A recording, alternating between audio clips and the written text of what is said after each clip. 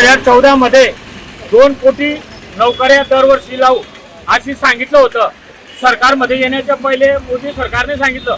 पण उलट 2 कोटी कुठं, पण लोकांना काम धंदा नाहीये, नोकऱ्या नाहीयेत. जे बी नोकऱ्या निघतात त्याच्यामध्ये कुठं पेपर फुटतायत, कुठं काय होत आहे.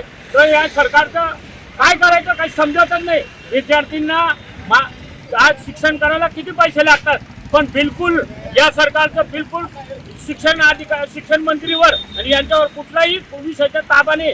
त्याच्यामुळे आज जे विद्यार्थी आहेत त्यांना नेट पेपर जो फुटलेला आहे त्याच्यामुळे, आणि याच्यात जे पेपर फोडणारे ते भाजपचेच लोक आहेत, दुसरे कुठलेच नाही आहेत.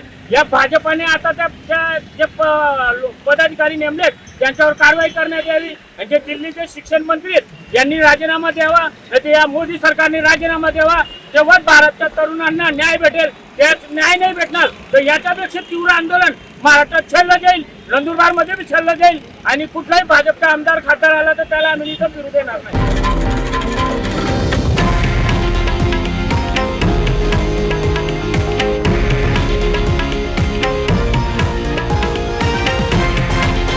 हे आहे देशातील नंबर 1 न्यूज नेटवर्क आणि आपण पाहत आहात TV9 मराठी, एकमेव.